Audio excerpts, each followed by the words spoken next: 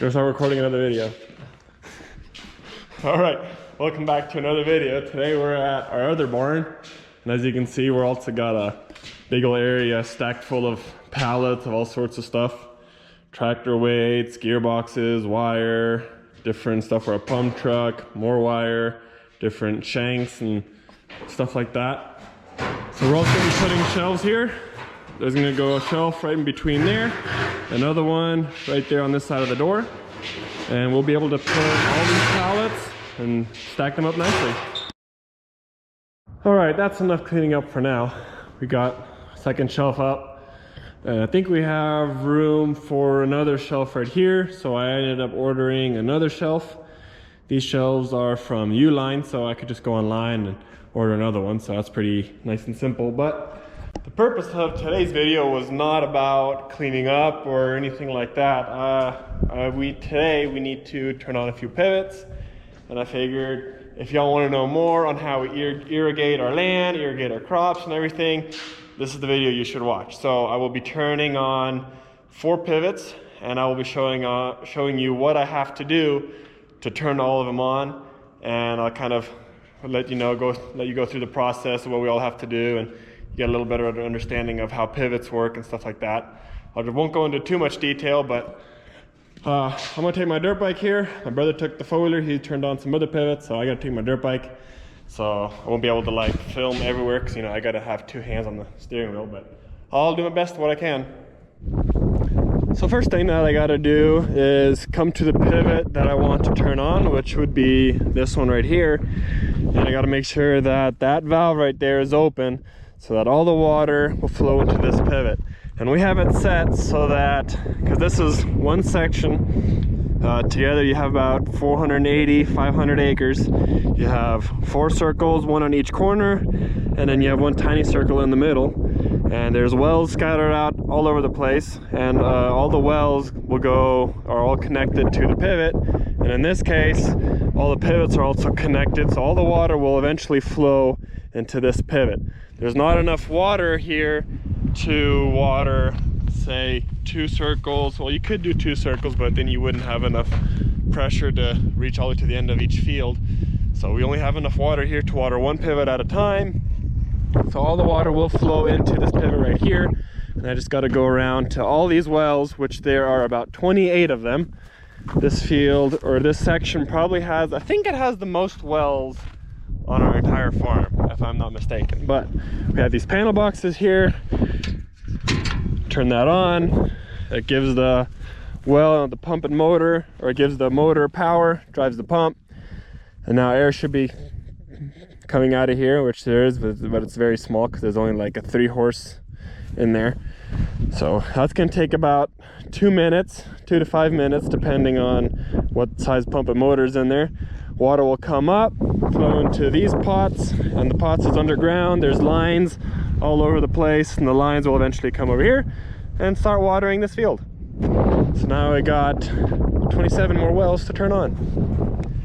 So we don't have the luxury of having 1 well per pivot. I wish we did, but we don't. I have to go to every single well, which now I'm currently just sitting on the dirt bike, so I can't really lean it up against there. But now I'm just waiting for that well to have water to the top and make sure that it's actually pumping and working.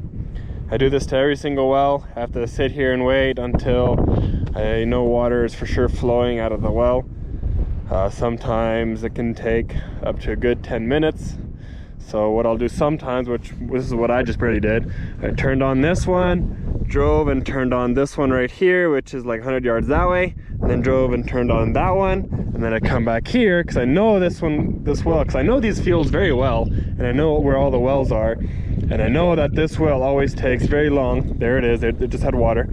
So I know this well always takes very long, so I always turn all these 3 on first, and then I come back here to this one to make sure that it's flowing water, and then I go back to that one to make sure it's flowing water, and then back to that one.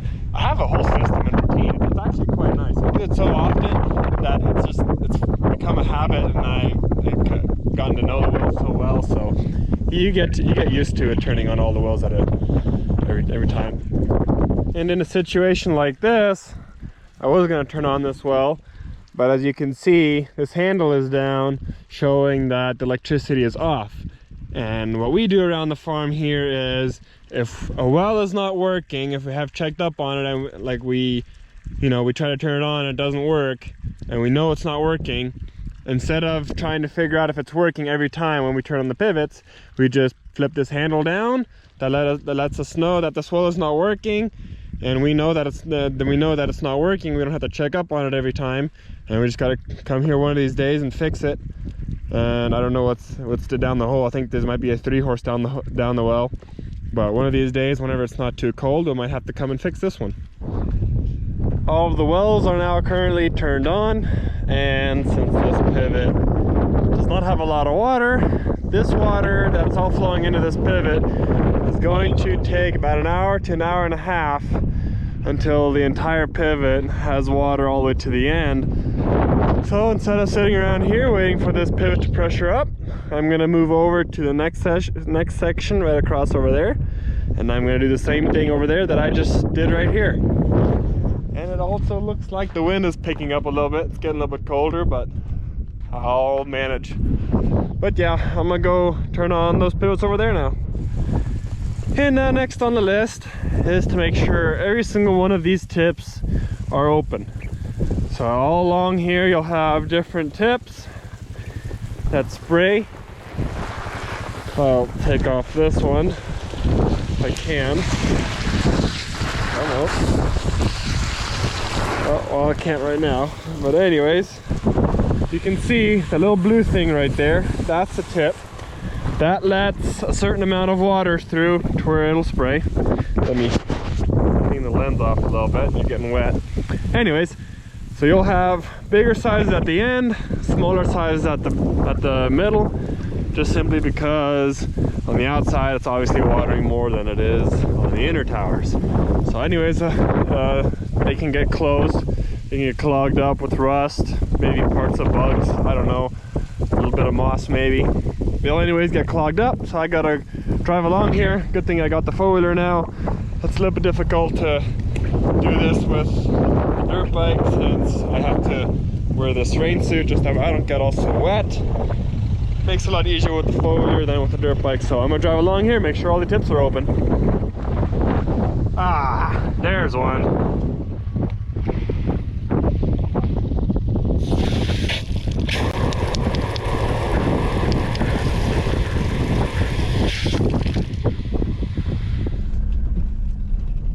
Well, currently all the tips are open. I tried to do a little bit more filming while I was on the field, but then my GoPro battery died, and I was just barely opening tips on a field where there was basically all wobblers, and I got soaking wet. But we just got this field right here that I should probably still open a few more tips, but my hands are freezing cold and I can barely move them. So I'm just gonna do this tomorrow. Tomorrow should be a little bit warmer, so I'm gonna just finish this tomorrow. It looks like majority of them are open, so it's not gonna cause any problems. It's just not gonna water a few areas, which it'll be fine for now. I'll just open it tomorrow morning, and then we should be good to go. But yeah, thanks for watching. Hope you enjoyed. This is how we have to turn on our pivots. Granted, during the summer it's not as cold and it works a whole lot better, but now during the winter we're trying to just do one more water before Christmas and then wait till after Christmas to start watering again, because we do want this wheat to come up, because the taller it is, the less wind and less dust is going to blow all over the place, and the funner it's going to be planting next year. And we're also trying to get all this wheat off of the field. We're going to swath it and bale it next year, so it's another reason why we're watering it. But yeah, as for now, thanks for watching, guys.